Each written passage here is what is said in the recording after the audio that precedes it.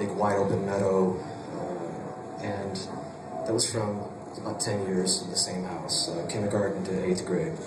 And even though I lived in the same house and had the same bus and the same bus driver for 9 years, somehow the school system had kind of kept making my neighborhood go to different schools. So over that 9 years of going to school, living in the same house, I actually went to 5 different schools.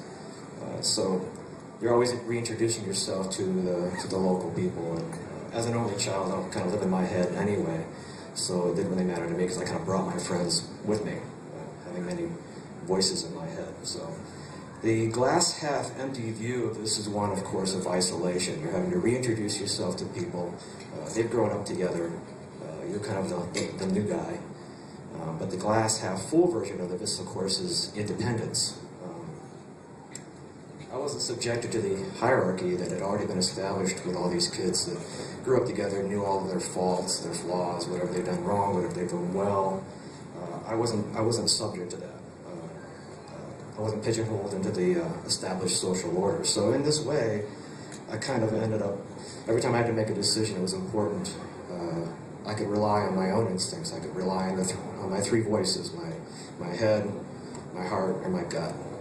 Just kind of make decisions from that place, and not having to listen to, they might have some valid opinions, but the other kids, they had different circumstances, they had different influences, different experiences than I did.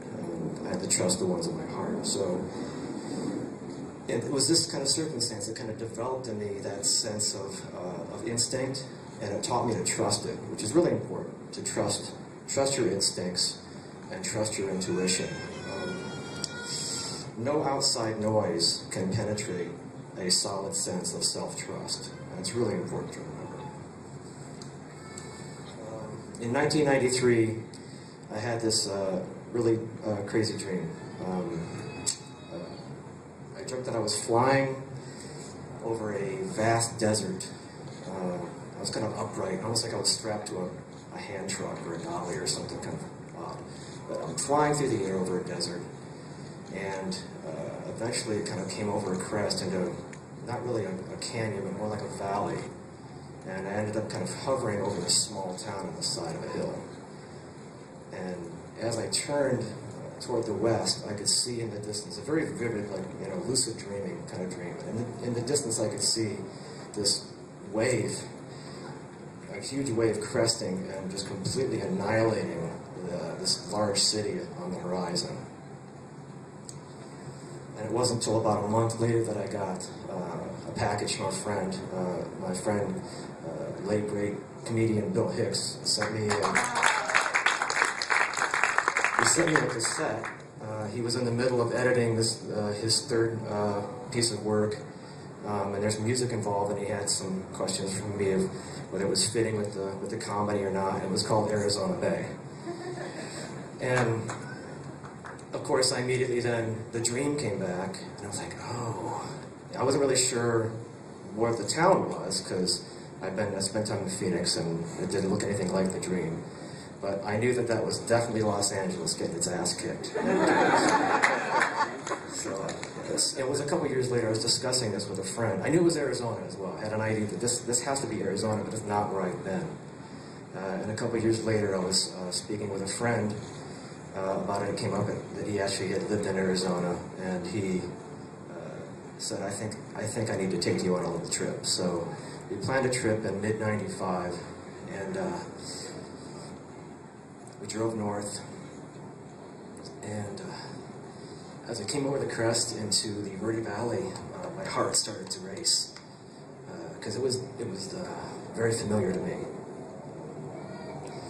And by the time we got to Jerome, I thought I was going to pass out, because Jerome was that little town. And I got there and I said, this is that place in the dream. This is absolutely where I'm supposed to be. And the voice in my gut and my heart and my head were practically screaming in 3-part harmony that this is where I'm supposed to be. And I know you felt that if you've ever met your soulmate and you guys have connected, you know. No one has to explain it to you. No one has to talk you into it. Your intuition and your instinct tell you this is the one, and you know that feeling. So That's how I got the drum there. My intuition and that subsequent choice served me very well. This is my 17th year living in Arizona, and there have been some fantastic developments during the time here. I witnessed the blossoming of a brand new wine industry here, which is definitely deep in my heart, having come from a winemaking family from Italy.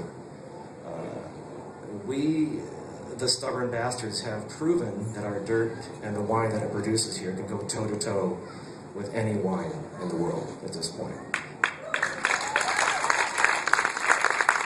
So, politicians and policymakers need to take notice, because the very core of that effort, the very core of that endeavor, is about place. It's about this place, wherever it's from. It can't be outsourced to China. It can't be moved to Mexico. This is something that expresses our home, our place, our Arizona. And it's something that's very special. It nurtures community, and it's stabilizing the economy.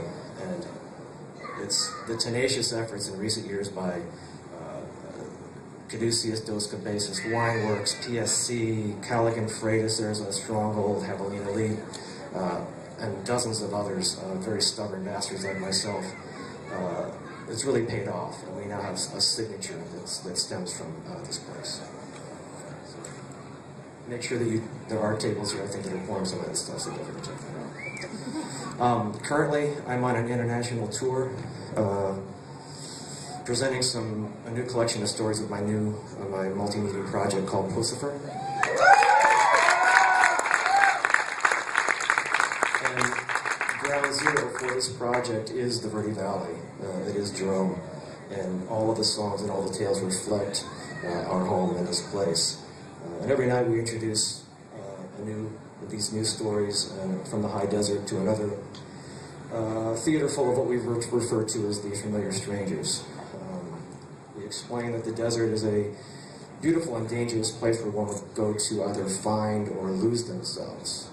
She is equal parts hostile and enlightening. And she has no patience for the casually invested fence riders or the weak of character. Here in the desert, you either get your hands dirty or you become food. That's the fact.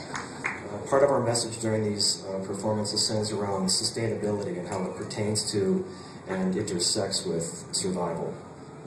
Intersects in a way that metaphorically vaporizes terms such as entitlement and phrases that begin with I deserve.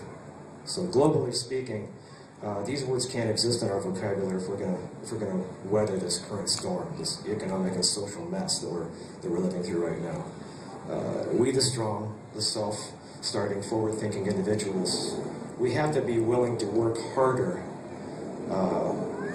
than we have become accustomed to, and do it for less, basically. And I'll say that again, just so it really sinks in.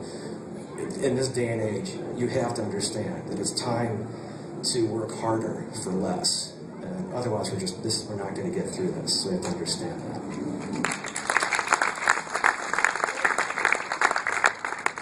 It feels to me like, being in the desert in Arizona, we've already kind of seen part of that. We have to struggle here a little harder than we do in the bigger cities and places that flourish more easily. And this centennial celebration is definitely evidence of that. Those people who came before us, the reason we're acknowledging this is because the people who came before us, they understood that. Work harder for less. So that's why we're kind of honoring these people.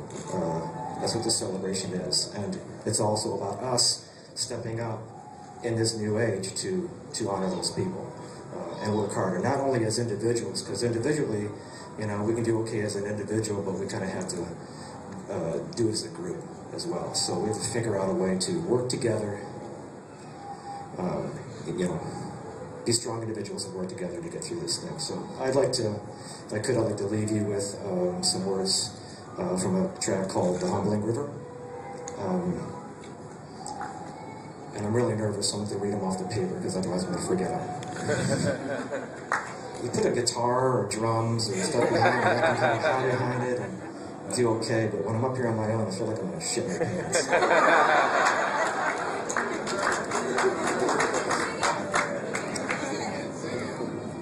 Yeah. Whitney Houston, I am not. Too early?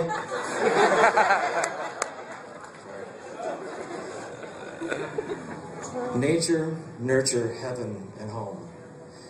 I am some of all of these, and by them I'm driven to conquer every mountain shown. But I've never crossed this river. I've braved the forest and I've braved the stone. I've braved the icy winds and fire. I've braved and beat them on my own, but I've never been able to cross this river. So, angel, angel, what have I done? I've faced the quakes, the wind, the fire. I've conquered country, crown, and throne. Why can't I cross this river? And the patient angel says, pay no mind to the battles you've won. It'll take a lot more than rage and muscle. Open your heart and hands, my son, or you'll never make it over the river. It'll take a lot more than words and guns, and a whole lot more than riches and muscle. The hands of the many must join as one, and together we'll cross the river. Thank you.